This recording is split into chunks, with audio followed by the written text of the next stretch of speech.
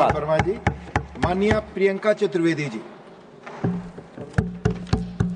Sir, मुझे इस महत्वपूर्ण विषय पर चर्चा करने का समय दिया, उसकी मैं आभारी हूं सर। मैं महाराष्ट्र से आती हूं और महाराष्ट्र में हमने संविधान और इलेक्शन का दुरुपयोग करते हुए देखा है। मैंने देखा है कैसे संविधान और प्रजातंत्र रूपी द्रौपदी को अपमानित किया गया और वो सारी सेंट्रल एजेंसीज, ईडी हो, सीबीआई हो, इनकम टैक्स हो और इलेक्शन कमीशन हो, उन्होंने धृतराष्ट्र की भूमिका निभाई और आज भी निभाते आ रहे हैं। दुख इस बात का होता है कि हम इलेक्ट्रल रिफॉर्म्स की बात कर रहे हैं।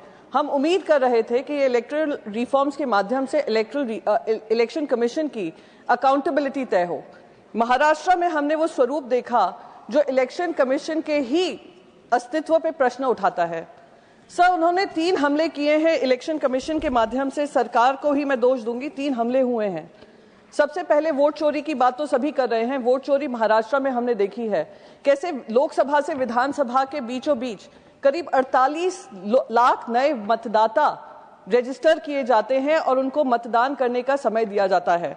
एक शिरडी में एक एड्रेस पर करीब 7,000 वोटर रजिस्टर होते हैं।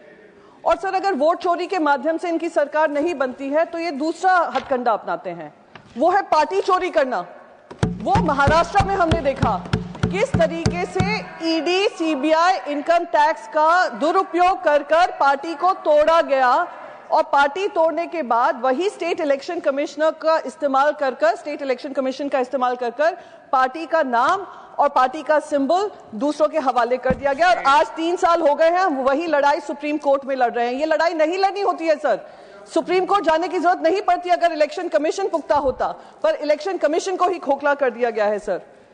तीसरा बहुत महत्वपूर्ण बात कि अगर पार्टी चोरी से भी इनका काम नहीं बनता तो ये लोग चंदा चोरी करने लगते हैं। चंदा चोरी इस हद तक करते हैं कि इलेक्ट्रल बॉन्ड्स के माध्यम से पैसा इकट्ठा करते हैं और वो इलेक्ट्रल बॉन्ड्स के माध्यम से क्विड प्रो को होता है।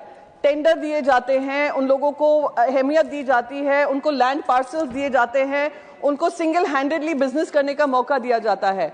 और अगर वो विपक्ष को पैसा दे दें, वही कंपनी विपक्ष को पैसा दे दे इलेक्ट्रल बॉन्ड्स के माध्यम से, तो उनके ऊपर ईडी, सीबीआई, इनकम टैक्स छोड़ दिया जाता है।